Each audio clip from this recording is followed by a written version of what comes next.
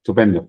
Bueno, voy a comenzar un pequeño resumen porque el vídeo puede que lo vean, bueno, estoy seguro que lo verán los otros compañeros. Estamos viendo técnicas avanzadas de segmentación, tema 4. Básicamente se divide en dos partes, una es la planificación y la otra es la predicción.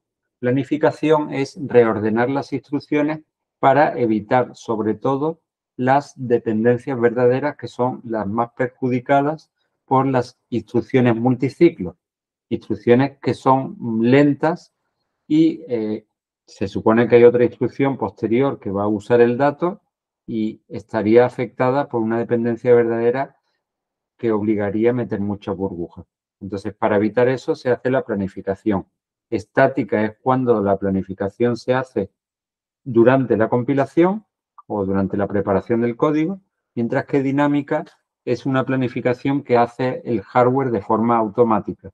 Es decir, detecta cuando hay una dependencia verdadera e intenta modificar el orden de ejecución de las instrucciones.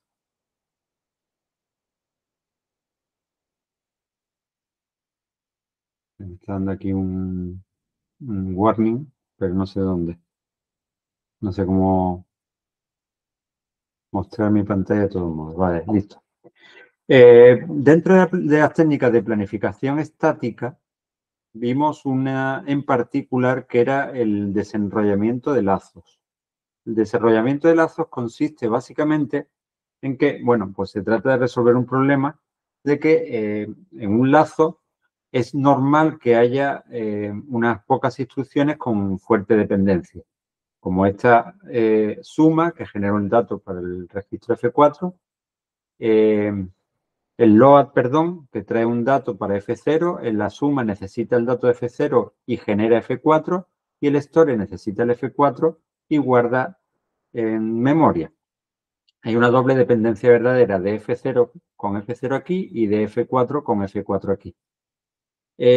Nosotros, para evitar ese problema, lo primero que proponemos es, en vez de hacer una iteración X u Y igual a X u Y más S, nosotros vamos a hacer, por ejemplo, la mitad de iteraciones del lazo y en cada iteración hacemos 2 veces el cuerpo del lazo. Por ejemplo, desde 1 hasta 1000, de 2 en 2.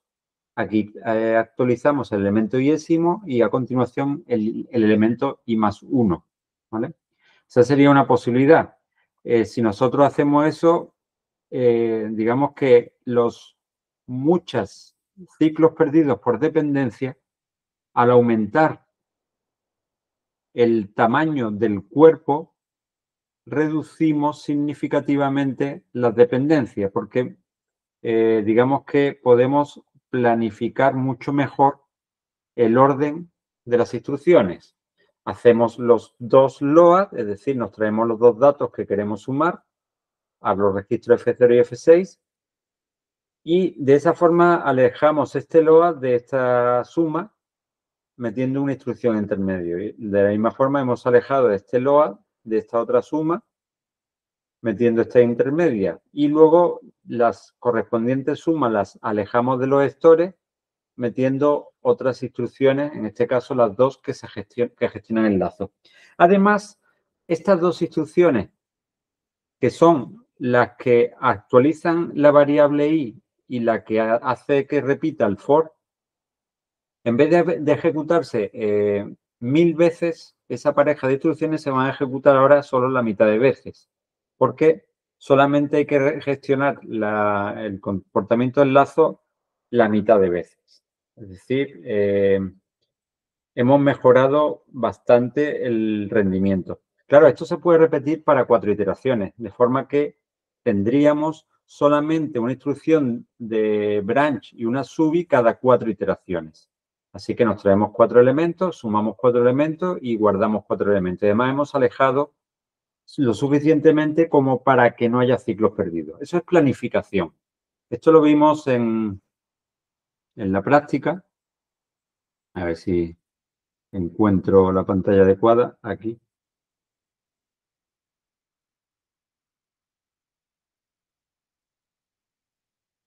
Voy a hacer esto. O sea, nosotros en esta práctica oculta, vimos cómo compilar esta función. ¿Vale? Aquí vemos que hay una raíz C y vamos a repetir unas instrucciones, pues un determinado número de veces. Si queréis, voy a poner aquí el mismo número.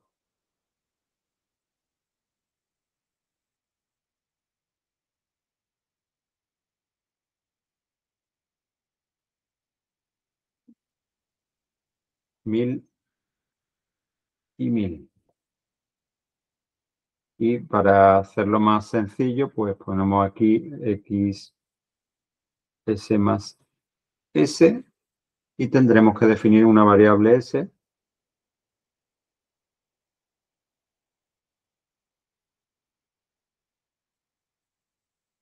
Lo voy a dejar externa la variable. ¿Sabéis por qué? Porque si declaro una variable interna, puede que haga una optimización en función del valor de la variable. Mientras que si la declaro externa, él va a compilar sin saber si a esa variable se le ha asignado un valor diferente o se le está asignando un valor diferente en otro thread, con lo cual no puede optimizar.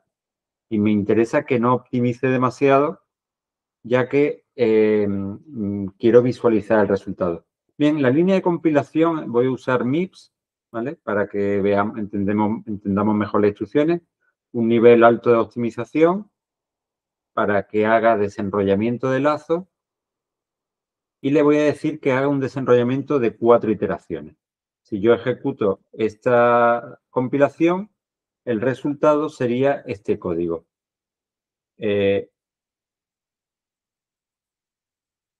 Vemos aquí el lazo, si no me equivoco, loop 0.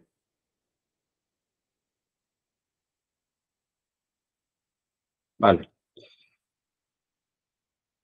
Bueno, rápidamente he localizado dónde se encuentra el desenrollamiento de lazos. Aquí hay 1, 2, 3 y 4 loads, 1, 2, 3 y 4 sumas y 1, 2, 3 y 4 stores. Hay un store aquí adicional que es que la primera iteración no se hace, se hace posteriormente. Bueno, esto, la forma en la que lo ha hecho el compilador aquí, pues es un poquito diferente de la que hemos visto en la transparencia. Pero lo que sí vemos es, por ejemplo, que hemos aumentado el tamaño del código. Antes hubiéramos tenido 3 o 4 instrucciones, ahora tenemos mucho más. Pero eso sí, en los branch y la ADI unsigne, que son las de gestión del lazo, sí que permanecen. Y hemos usado más registros. Y si yo hubiera compilado este código desenrollando 8 veces,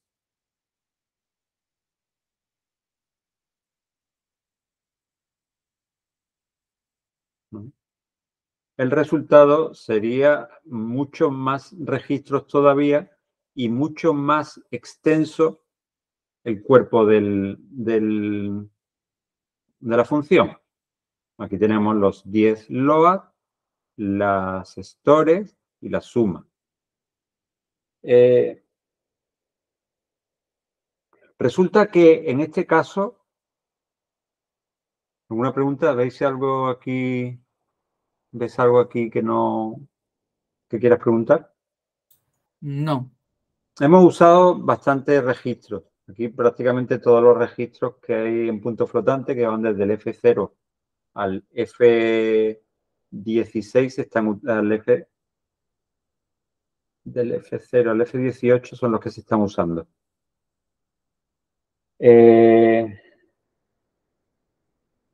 Aquí hay un problema y es que yo estoy haciendo el desenrollamiento de lazos en factor 10. ¿Cuántas sumas en punto flotante tenemos? 1, 2, 3, 4. ¿He dicho 10 u 8? 10, ¿no? Sí, tenemos 10. Vale, ¿qué hubiera pasado si yo intento... A ver, otra vez. Cacao.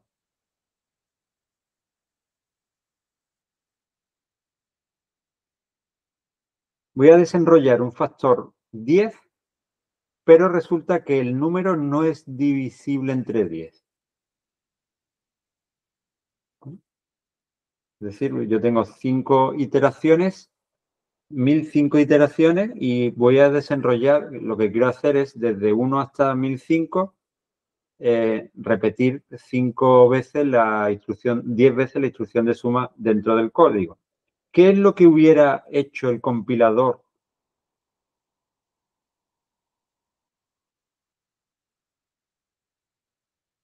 para resolver este problema? Ay, pesado soy. Bueno, aquí la solución ha sido desenrollar unos cuantos lazos y dejar una iteración fuera. ¿Vale? No, ha buscado un número divisible, por lo que estoy viendo. O sea, su solución ha sido encontrar un número divisible para no dejar fuera ninguno. Me parece que ha desenrollado en factor 15. 1, 2, 3, 4, 5, 6, 7, 8, 10, 11, 12, 13, 14, 15, 16. Uf, en factor 20. Bueno, pues no sé para qué le sirve la línea de compilación de que max roll time sea 10. Porque ha hecho lo que le ha dado la gana. Bueno, en el caso de que el número de iteraciones no fuera divisible, pues lo que haría es dejar una iteración fuera del for. ¿Vale? Ese sería el truco. Bien, voy a saltar ya a la planificación dinámica. Hemos visto que la planificación estática es una técnica que es bastante útil para reducir ciclos perdidos, pero hay veces que no es en tiempo de compilación cuando se producen dependencias, sino que es durante la ejecución. Y eso lo va a resolver la planificación dinámica. Voy a comentaros un par de preguntas. Dice, loop and rolling en la práctica. Esta pregunta. Dice, el desenrollamiento de lazos. Los compiladores lo hacen, pero hay que indicarlo explícitamente con una opción concreta. Bueno, lo que voy a hacer es... Eso sí es cierto. Ningún compilador moderno lo hace por defecto. ¿Y esto qué? ¿Por qué se produce esto? Si yo me voy aquí al compilador y le digo que compile con máxima optimización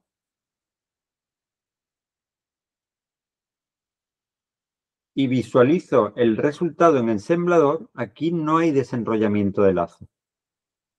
¿Por qué? Pues precisamente porque el hardware hace esa misma operación de forma dinámica. ¿Vale? A pesar de que yo le he puesto una optimización 5, que es un grado más alto, no lo ha hecho. ¿Vale? Y esa es la respuesta correcta. ¿Vale? ¿Duda? Vale, como de Por todas ahora formas, no. queda grabado además en la respuesta en el vídeo. Bien, hay otra pregunta más sobre desenrollamiento. Las ventajas e inconvenientes, esto es lo que comentará. Ventajas. No complica el diseño del hardware. Es decir, tienes planificación sin necesidad de tener que modificar el hardware. Esto es correcto. Se reducen los riesgos de control porque hay menos saltos. Esto también es correcto.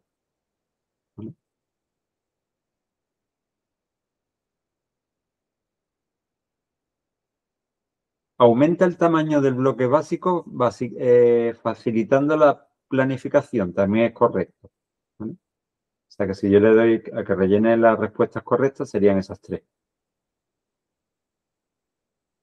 La siguiente pregunta, que sería la de los inconvenientes, Esas todos los años los dejo, porque así os sirve para repasar. ¿Cuáles son inconvenientes? La compilación es más lenta y compleja, sí. Los códigos son más largos, también. ¿Requiere muchos registros? Sí. ¿Hace el hardware más complejo? No. Es una técnica software. ¿Solo puede ejecutarse en lazos con número de iteraciones divisibles por el factor? No. O sea, si yo tengo 1007 iteraciones, lo quiero hacer 1000 en desenrollamiento de factor 10, las 1000 primeras iteraciones las desenrollo y las 7 últimas las dejo bien en un lazo separado sin desenrollamiento o bien las instrucciones concretas. ¿Vale? Y no sé si hay alguna más de unrolling, pero yo creo que no.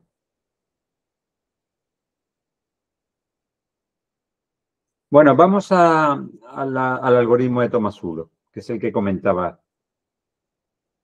Vale, la idea es eliminar dependencia, riesgos por dependencias verdaderas, especialmente con las instrucciones multiciclo, que pueden provocar demasiados burbujas, demasiados ciclos perdidos. Y hacerlo mediante hardware, es decir, que sea el hardware el que detecta la dependencia y lo anule. Entonces, la técnica que se va a utilizar ahora de planificación dinámica necesita, además, durante la decodificación, además de la etapa de decodificación en la que se detectan las dependencias, es decir, yo estoy viendo que necesito un registro y hay una instrucción anterior que todavía está en el procesador segmentado que está generando ese registro. Entonces, yo ahí me tendría que detener. Pero nosotros lo que vamos a hacer es lo siguiente. Vamos a desacoplar, vamos a dividir la etapa de decodificación en dos etapas. ¿Vale? Por una parte, la emisión, que sería la antigua decodificación, en la que yo veo mis dependencias, y la siguiente es la de lectura de operando. ¿Vale?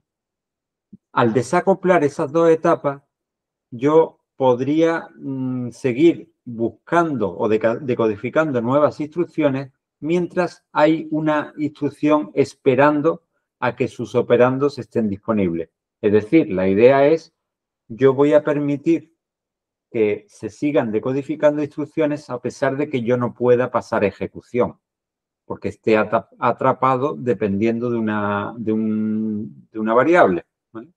Entonces, esta idea la resolvió, la propuso por primera vez Tomasulo, que es un ingeniero de IBM de los años 60, ¿vale? 1967. Lo implementó en uno de los ordenadores más famosos que han existido durante el siglo XX, que es este de aquí. De hecho, yo llegué a trabajar con un IBM 360 en la Complutense de Madrid. Y esta es un poco la idea del algoritmo de Tomasulo. Yo busco las instrucciones, las decodificaciones y la lectura de los registros se hace en unas estaciones, en unas unidades que se llaman estaciones de reserva. Las estaciones de reserva son, como comentaba el otro día, son como la antesala de las diferentes unidades funcionales, donde, por ejemplo, si yo lo que quiero es sumar, pasaría a las estaciones de reserva de la unidad de suma. Si lo que quiero multiplicar, paso por aquí. ¿Vale? Y esta sería un poco la idea del algoritmo de Tomasulo. ¿Cuánto tiempo se permanecen en las estaciones de reserva? Bueno, lo normal, o sea, imaginaros el pipeline original, yo busco una instrucción, la decodifico, en la estación de reserva leo los registros y paso a ejecución. ¿Vale? Pero hemos multiplicado ya aquí el cauce. Ya hemos creado varios cauces. Con lo cual yo podría buscar una instrucción, decodificar, leer los registros y como no puedo leer los registros, estoy dejando el cauce libre para que entren nuevas instrucciones. Es como la sala de espera de las consultas del centro de salud. Van entrando en cola los pacientes, van pasando por el control que le deriva a la unidad de radiología o de traumatología, pero antes se tiene que sentar en la estación de reserva. Veremos enseguida que esa estación de reserva se le asigna un número, un identificador importante, porque ese identificador es el que se va a utilizar a partir de ahora como referencia para saber qué datos necesito y quién me tiene que dar esos datos. Bueno, antes de ver los detalles del algoritmo de Tomasulo, lo vamos a ver enseguida, voy a intentar explicar con un PowerPoint, a ver si soy capaz. Dime si se ve el PowerPoint. Lo que estoy viendo es la misma diapositiva de características del algoritmo de... Es que no sé por qué me está... Si pongo esto en la pantalla de abajo... Ahora sí se ve, se ha sí, visto... si le pongo esto, me sale arriba, y si lo pongo arriba, también me sale arriba. Y esto, cambiar ventanas. Ahora sí sale la presentación esa de las 4 estaciones. ¿Pero se ve a pantalla completa? No, se ve como una pestaña. Esto de aquí que estoy moviendo. Sí. Vale, pero lo que quiero es que lo que estoy viendo en la otra pantalla, que tú no lo ves, se ve aquí. Esto a pantalla No. completa. Y eso es algo así como alguna vez lo he hecho, vista. Aquí arriba.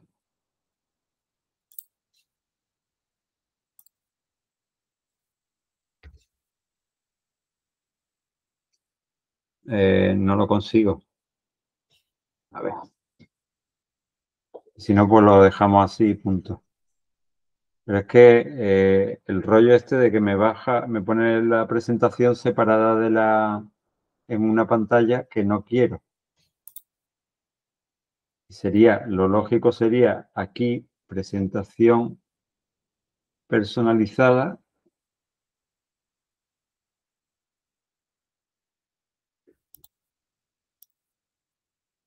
Usar vista de moderador. No, monitor. Aquí no puedo elegir el monitor.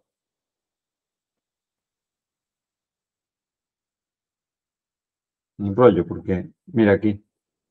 Si desactivo monitor principal. A ver ahora. Ahora sí, menos mal. Esto es lo que quería. Bueno, antes vamos a ver, antes de ver en detalle las estaciones de reserva, vamos a imaginar que hay una instrucción suma, cojo la instrucción suma correspondiente, y esta instrucción suma, vale, en grande, tiene el registro destino 3, registro fuente 4 y registro fuente 7. ¿Vale? Esta instrucción suma se ha buscado, se ha decodificado y ha entrado en una estación de reserva. ¿Vale? En las estaciones de reserva, cada unidad funcional tiene varias. Esta, por ejemplo, en este dibujito aparece que cada unidad funcional tiene 2 estaciones de reserva. Imaginaos que tienen 5 o que tienen 20. ¿Vale? Mientras más estaciones de reserva, veremos que mejor, porque así evitamos riesgos estructurales.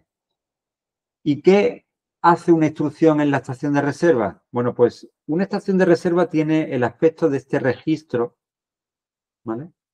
En el cual hay un código de operación. B es ocupado, es un bit que dice esa estación de reserva está ocupada. Si imaginamos en el centro de salud que la sala de traumatología tiene 5 asientos, ¿vale? La sala de espera, pues esos 5 asientos son pues 5 estaciones de reserva.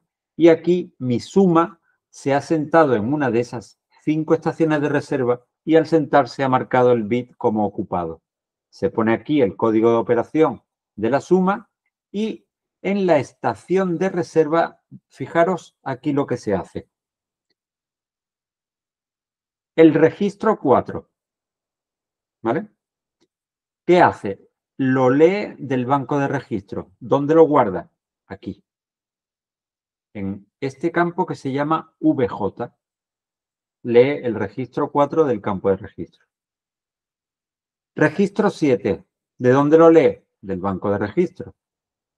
Y lo coloca en VK. ¿Vale? Con lo cual, en el momento en que se sienta en la estación de reserva, automáticamente ya tiene el contenido de los registros 4 y 7.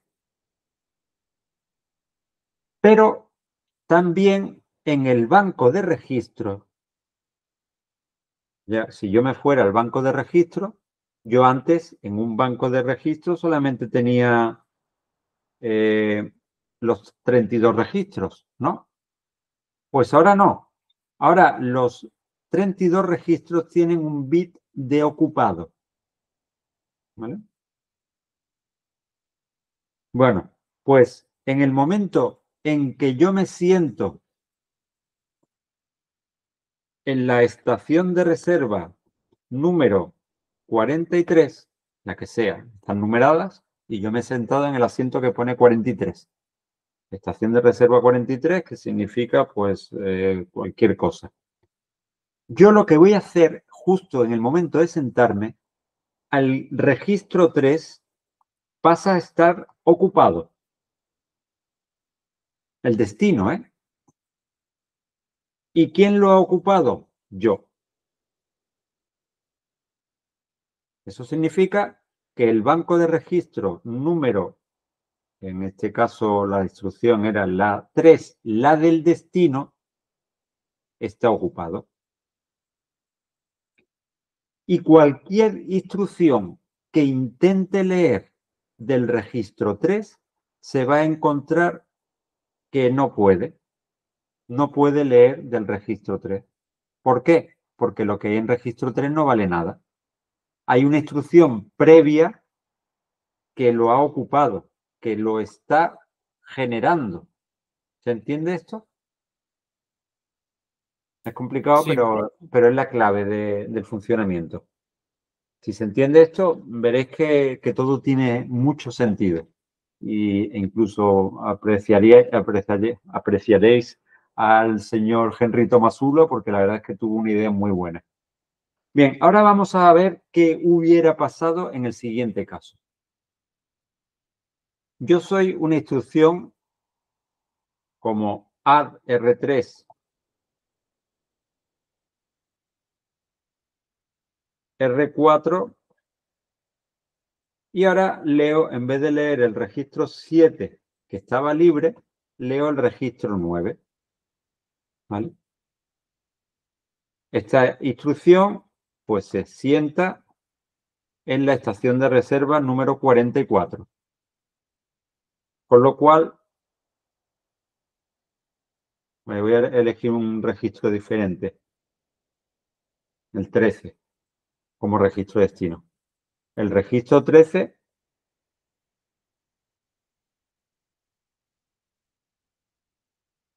está ocupado. ¿Por quién? Por la estación de reserva número 44, que se ha sentado ahí. Pero esta segunda instrucción, imaginaros que necesita el dato R3.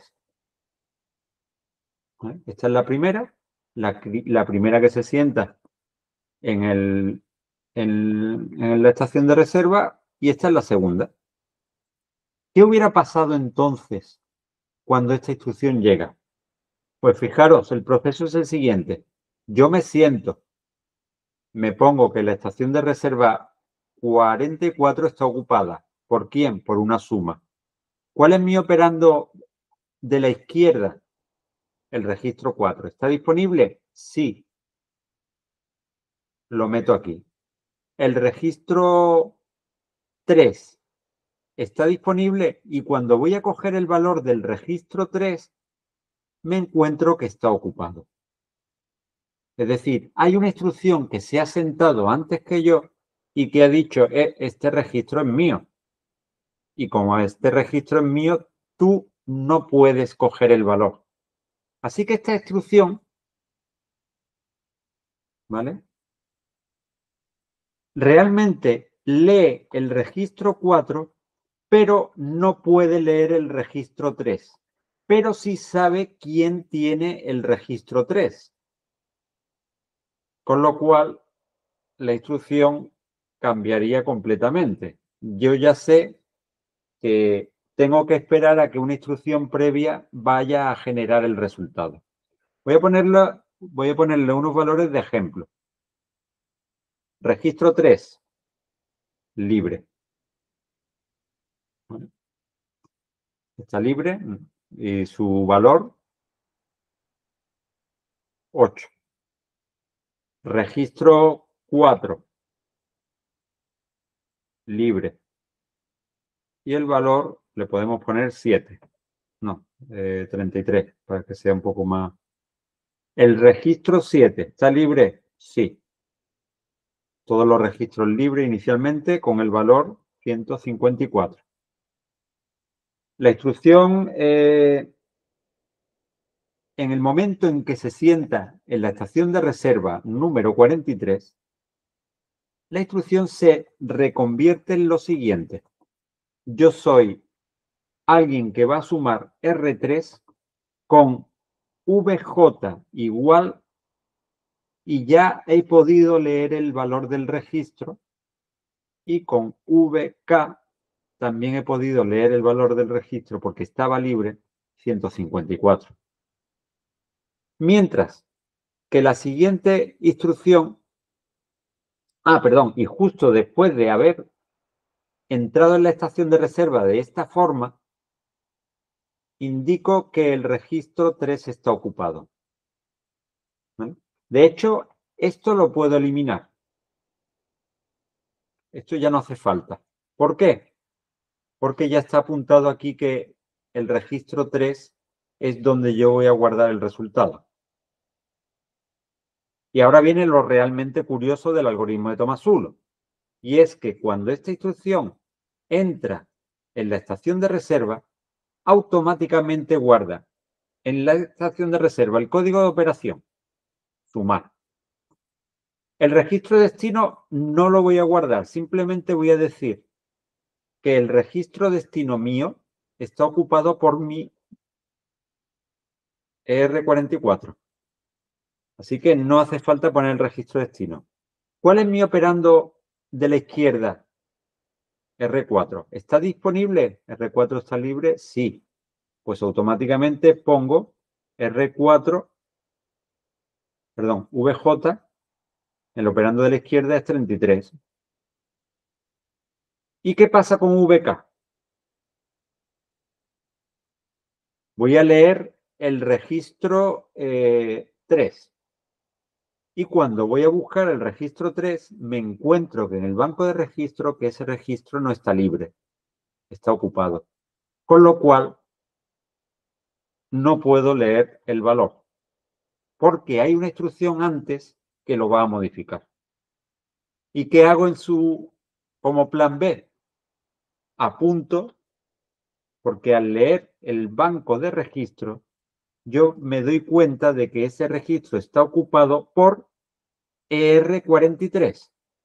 Así que lo que voy a apuntar es que Q del campo de la derecha es ER43. En definitiva, o no en definitiva, pero sí, en resumen, cuando una instrucción se sienta y el operando de la izquierda está disponible, lo mete aquí. Si el operando de la derecha está disponible, lo mete aquí. Si el operando de la izquierda no está disponible, apunta aquí quién lo va a generar y si el operando de la derecha no está disponible, apunta aquí quién lo va a generar. Y en cualquier caso, me hago propietario del registro destino. Eso es lo que ha ocurrido aquí. Ahora ya estas instrucciones podríamos eliminarla porque ya tenemos su plan B. ¿Vale? Ya tenemos dos instrucciones sentadas. Luego, al final, hablaré de los LOAD y de los stores, pero por ahora me voy a quedar en estaciones de reserva y los registros. Bueno, pues una vez que yo he buscado las instrucciones, he decodificado y he intentado leer los registros, ¿cuánto tiempo permanezco aquí? Fácil. Si tengo todos mis operandos y la unidad funcional está disponible, porque no hay un riesgo estructural de otra instrucción allí dentro, pues automáticamente pasaría al estado de ejecución. ¿Y qué pasa cuando yo termine? Cuando yo termine, digamos que yo salgo de la sala de traumatología y digo, bueno, por fin, ya he terminado. ¿Quién soy? Yo soy ER43, ¿vale? Es decir, esta instrucción termina de hacer la suma y lo primero que hace cuando finaliza, incluso antes de escribir el resultado en el registro 3, dice, hace público mediante este bus. Es como si yo me pongo a dar voces en el centro de salud y digo que soy R43 y que he terminado. Y este es el dato que yo he generado. ¿Alguien lo quiere?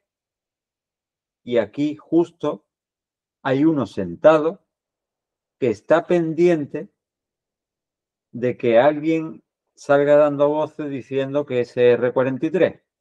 Y este levanta la mano y dice yo. Y en ese momento recoge el dato. ¿Vale?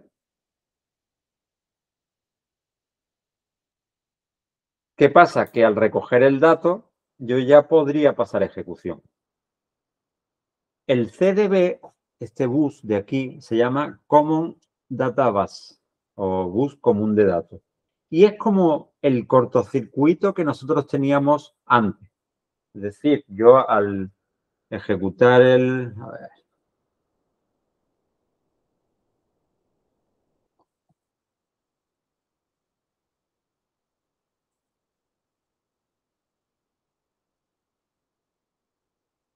voy aquí el RISC-V.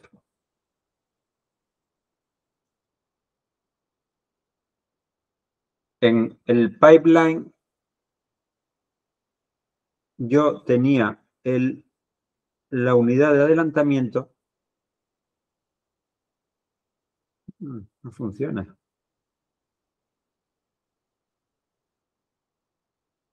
Claro, porque lo he recompilado y no lo he actualizado. Bueno, pues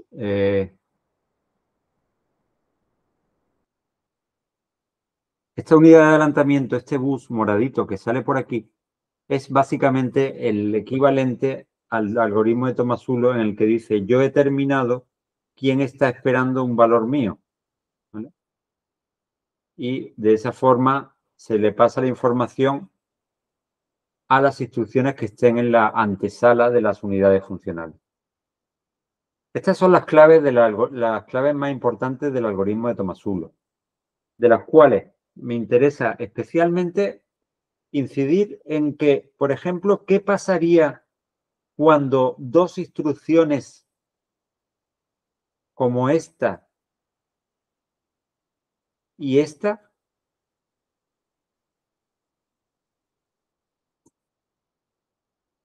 tienen el mismo registro destino? ¿Vale? Me da igual lo que venga aquí. Pero esta dice que el registro 13 está ocupado por una instrucción que está en la estación de reserva número 16. Se convierte en el nuevo propietario del registro destino.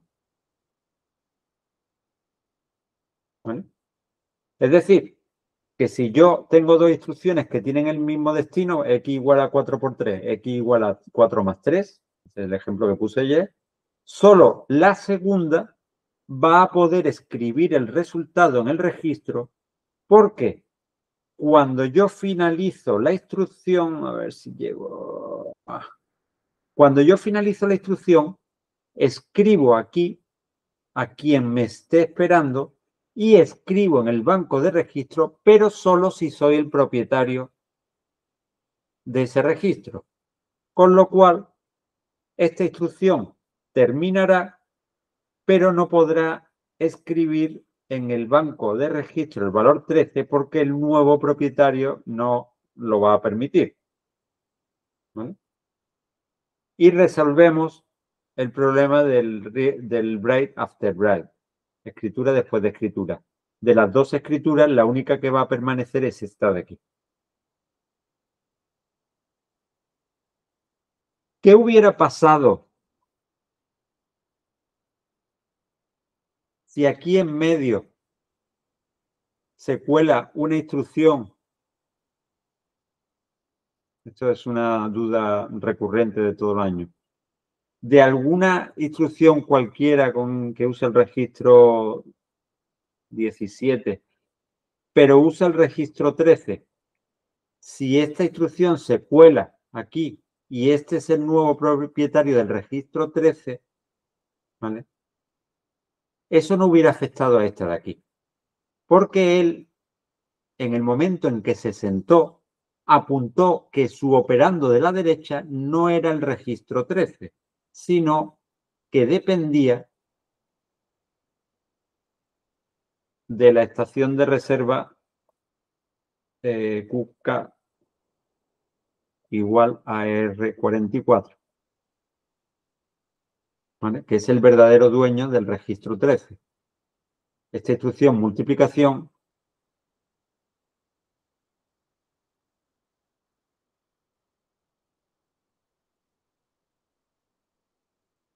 ya podría tener los operandos que ha podido leer y los que no ha podido leer está pendiente de que otra instrucción lo genere. Es una solución bastante ingeniosa, ¿vale? Que me va a permitir lo siguiente, porque es que al final el resultado es el que uno no podía esperar que saliera tan bien. Y es que las instrucciones se van buscando, se van decodificando, se van sentando. A medida de que van teniendo los datos disponibles, pasan en ejecución. Y si no, se quedan esperando que llegará el dato tarde o temprano. Pero al permitir que otras instrucciones pasen a ejecución, o sea, no es que yo vaya, si yo dependo del resultado de una multiplicación que va a tardar 9 ciclos, voy a pasar a tardar 9 ciclos, pero eso no implica que haya 9 burbujas, porque otras instrucciones que entran después se van a ir colando. Imaginaros la situación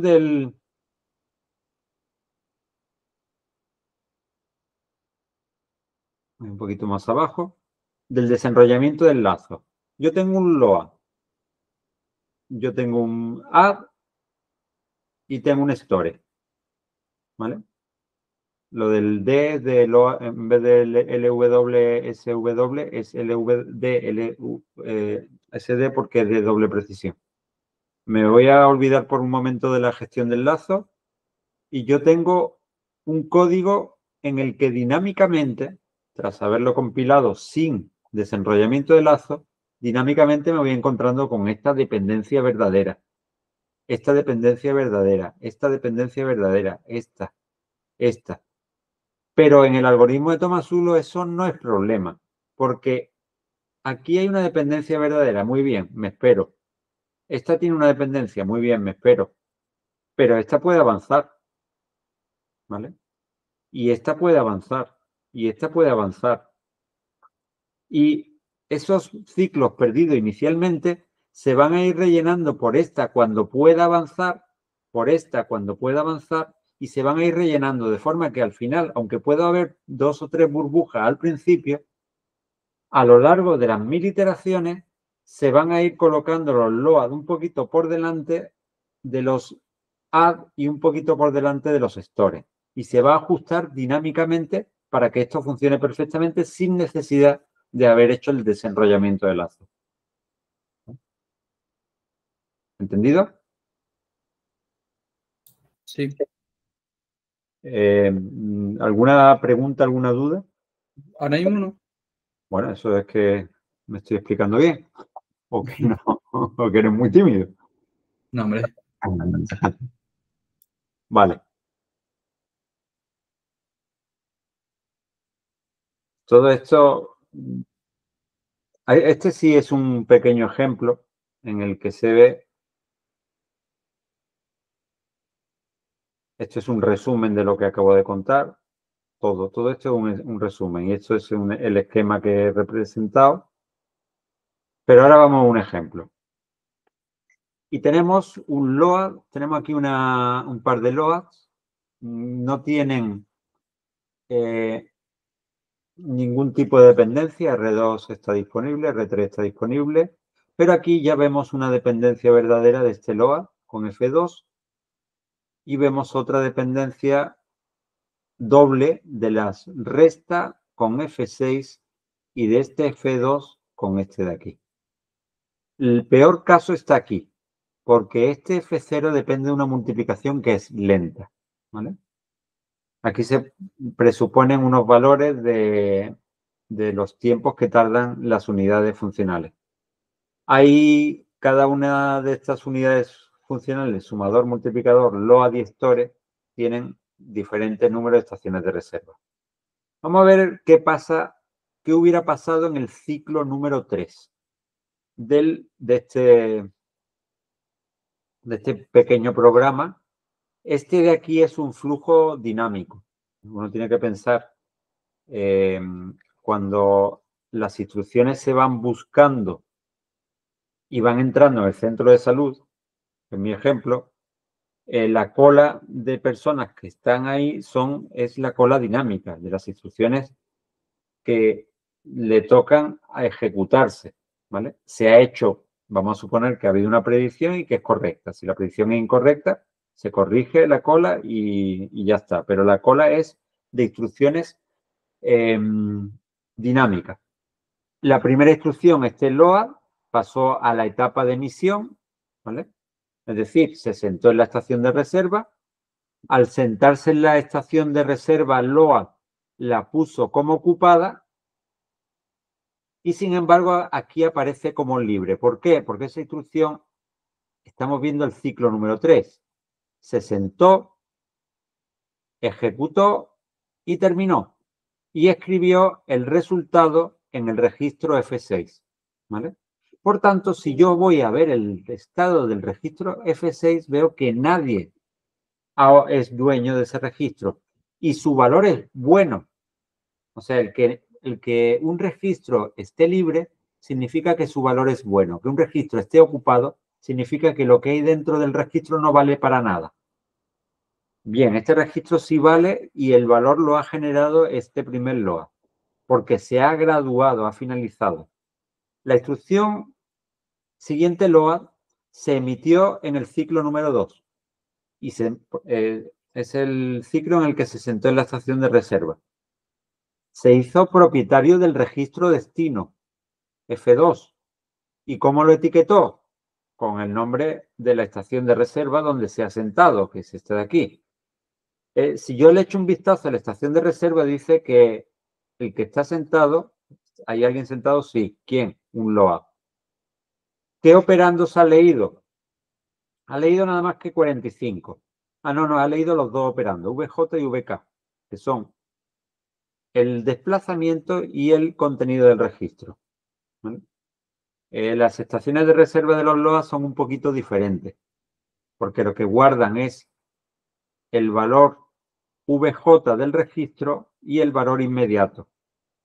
Y una vez que ha calculado la dirección de memoria, se sustituye el valor inmediato por el valor de la dirección de memoria, ¿vale? Así que esta instrucción se ha sentado, ha leído los operandos, ha hecho la suma, pero todavía no ha terminado el LOA, es decir, no se ha graduado porque está accediendo a memoria. ¿Qué ocurre con la siguiente instrucción? Estamos en una instrucción que se acaba de sentar en el ciclo 3. Lo primero que hace, dice, bueno, yo voy a hacerme dueño de F0. Y lo apunto aquí. ¿Quién? Mul1, que es el sitio donde yo he tomado asiento. ¿Está F4 disponible? Sí. O sea, mi operando de la derecha de la multiplicación, F4, lo coloco aquí. ¿Está el operando de la izquierda F2 disponible? No. ¿Por qué lo sé? Porque he mirado aquí.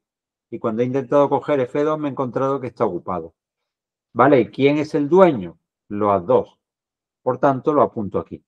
En Q sub J digo que el dueño es LOAD2. Y ahí me quedaré sentado hasta que el LOAD2, ¿vale?, termine. La instrucción que esta de aquí, que está a punto de terminar, por cierto, pues ahí estaré yo sentado hasta que termine. ¿Dudas? Bueno, Ninguna. mejor me abre, si tiene una duda en algún momento, abre el micrófono y me interrumpe, que no pasa nada. Vale, perfecto.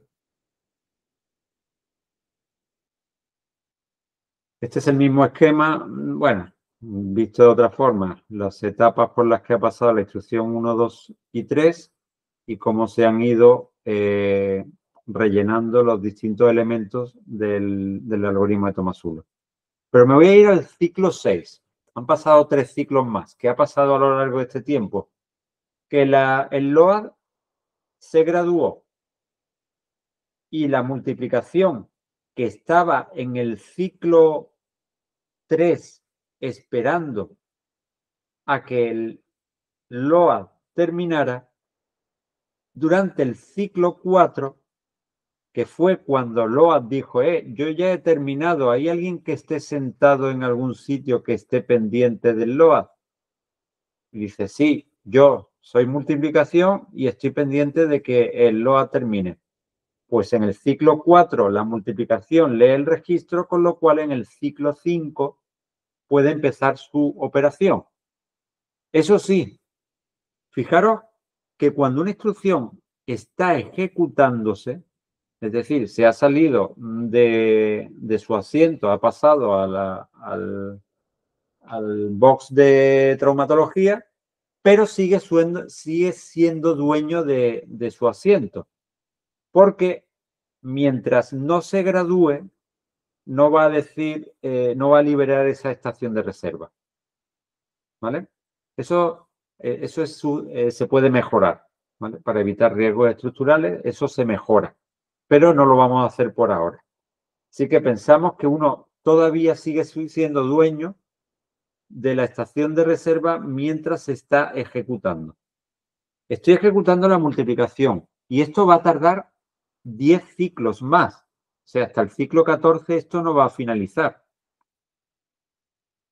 Y cualquier instrucción que dependa de F0 se va a quedar bastante colgado. ¿Quién ha entrado después en el ciclo 4? La resta, sub D. ¿Qué le pasó a la resta? ¿Podría leer F6? Sí, porque estaba libre. Perdón. F6.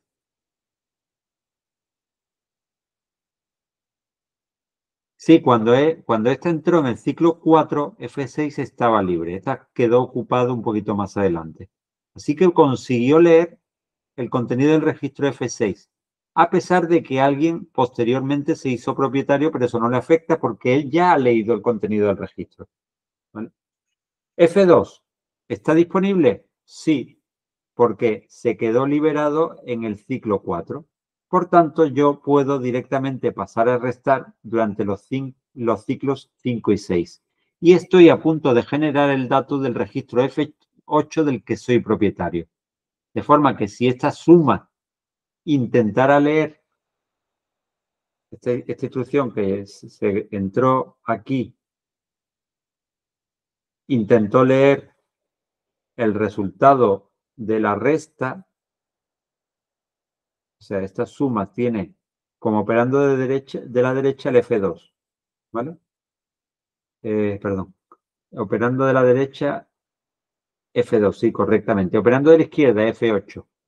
¿Quién es el dueño de F8? Add1. Se llama suma, pero en realidad es la resta, ¿vale? Es que las unidades funcionales son comunes para el sumador y el restador. Apunto aquí quién me va a dar el resultado para que cuando esta termine, la resta termine, yo pueda coger y proceder, ¿vale?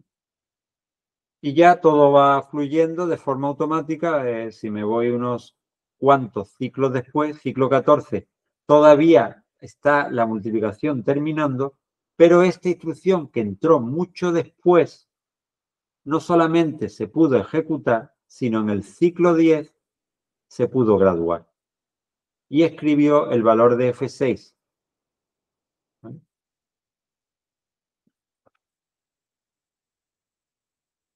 Todas las dependencias que no son verdaderas, o sea, las dependencias verdaderas, ¿cómo se resuelven aquí? Simplemente esperando a que el operando esté disponible. ¿Cómo esas dependencias verdaderas no provocan burbujas? Sí, pueden provocar burbujas, pero lo normal es que haya otras instrucciones que ocupen el lugar, ¿vale? Porque se te adelante mientras yo estoy esperando, con lo cual no hay realmente burbujas. ¿Y qué pasa con las falsas dependencias? Pues tenemos dos tipos de dependencias. La bright after bright. Este de aquí, R13, y una instrucción después que también escribe en R13.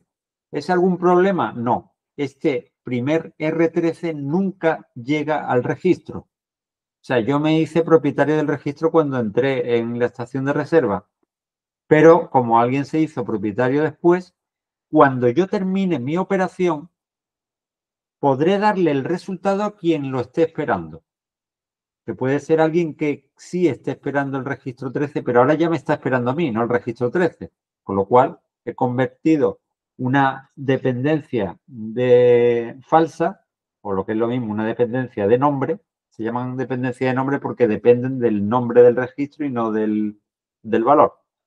Pues esa dependencia de nombre ha desaparecido porque yo he renombrado. Yo ya no necesito R13, yo necesito lo que me dé R44.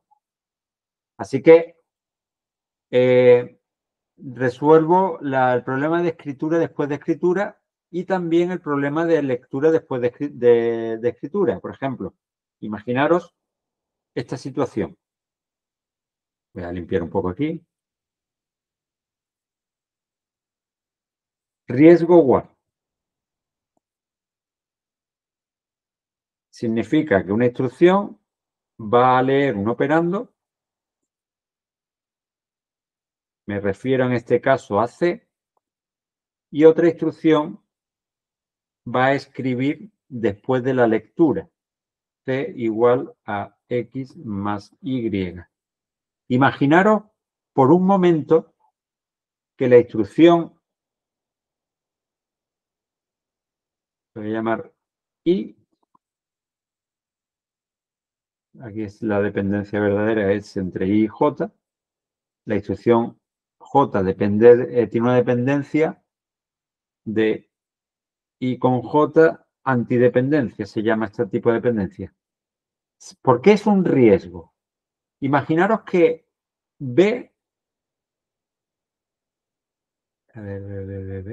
B es el resultado de una instrucción tremendamente lenta. Va a tardar, poner que tarde 57 ciclos de reloj es lo que va a tardar en generarse B. Esta instrucción no se puede ejecutar. ¿Por qué no se puede ejecutar? Porque yo no tengo B. Estoy atascada. ¿Esta instrucción tiene X? Sí. ¿Esta instrucción tiene Y? Sí. ¿Esta instrucción se puede ejecutar? Sí. ¿Va a tardar mucho? No, porque es una suma. ¿Va a escribir en el resultado? Sí, porque es el dueño del registro. ¿Va a fastidiarme a esta cuando vaya a leer C? No, no me lo va a fastidiar. ¿Por qué? Porque esta instrucción, en el momento en que se sienta, lo primero que hace es, si un operando está disponible, ¿vale? Lo copia, lo sustituye, este valor lo sustituye por el contenido del registro en VJ, en este caso VK porque es el de la derecha. Así que ya me da igual que este escriba donde le dé la gana, porque yo ya he leído el registro. ¿Y si yo no hubiera podido leer C porque es el resultado de otra operación. ¿Vale? Me da igual, porque yo en el momento en que me siento en la estación de reserva, mis operandos dejan de ser B y C, sino que mis operandos son quien genere C, perdón, quien genere B y quien genere C. Lo cual significa que esta, cuando termine y escriba en C, no me va a afectar, porque yo ya me he olvidado de C, del nombre del registro. Yo he apuntado quién me va a dar el valor. Así que desaparece completamente la antidependencia, el problema de la antidependencia en el algoritmo de Tomasulo.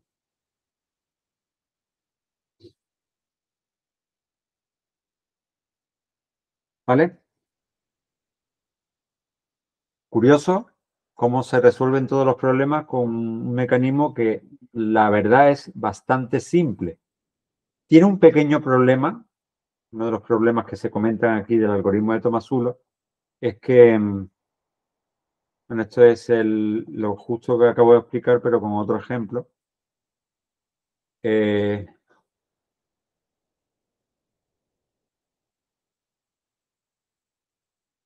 ¿Qué pasa con las estaciones de reserva cuando no hay suficientes? Pues se producen riesgos estructurales. Es decir, una instrucción no se puede pasar de emisión a la etapa de emisión si las estaciones de reserva no están disponibles. ¿Cuál es la solución, como todos los riesgos estructurales? Aumentar el número de estaciones de reserva. De hecho, los procesadores modernos tienen un número bastante elevado de estaciones de reserva o del equivalente, bueno, que tienen otro nombre ahora.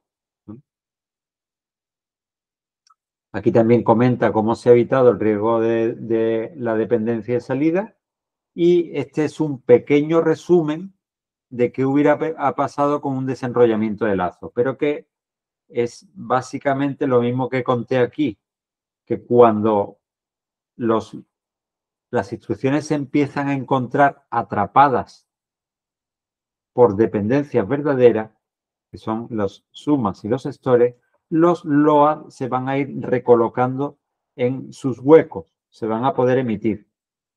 Al final, finalizarán antes los LOAs, un poquito más tarde finalizarán las sumas después de 1000 iteraciones y un poquito después los stores. Y quedaría hecho el desenrollamiento de lazo, el equivalente al desenrollamiento de lazo, de una forma totalmente automática. ¿Qué hubiera pasado? Dice uno podría preguntar, en el desarrollamiento de lazo yo tenía dos instrucciones, subi y branch,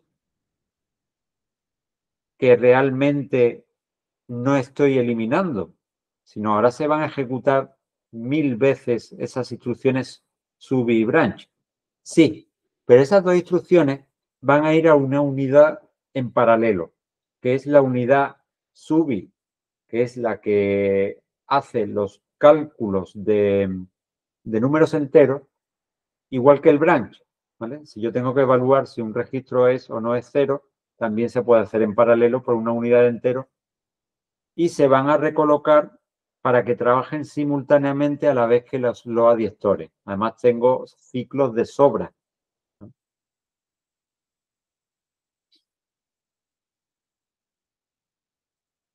El ejemplo del lazo detallado no lo voy a ver. No, creo que no es suficientemente necesario a este nivel.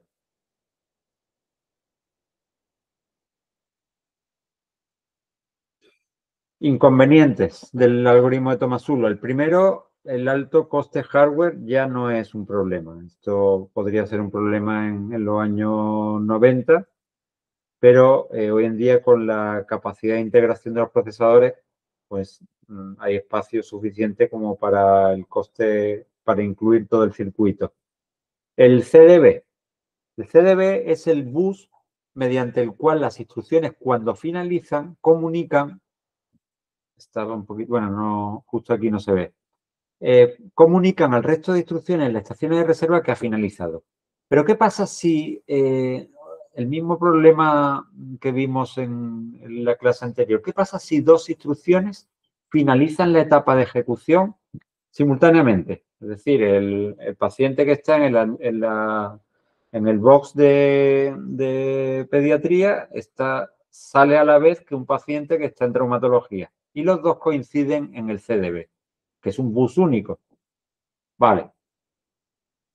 En los riesgos estructurales, siempre la solución es multiplicar el número de elementos o esperar. ¿Vale? Si yo voy a tener riesgo estructural ahí, pues lo lógico es que no haya un CDB, sino que haya dos CDBs, ¿vale? Y que se puedan escribir en dos registros simultáneamente. Esa sería la solución para resolver el problema del cuello de botella en la salida de las unidades funcionales, ¿vale?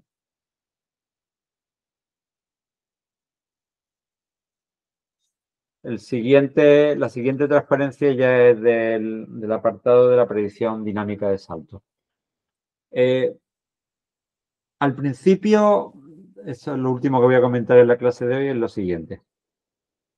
En los primeros compiladores, cuando yo tenía, además precisamente en el IBM, el predecesor del IBM 360, que implementó el algoritmo de Tomasulo, si yo tenía un riesgo de dependencia falsa, como esta, R3, R4, R5, A, R3, R7, R8.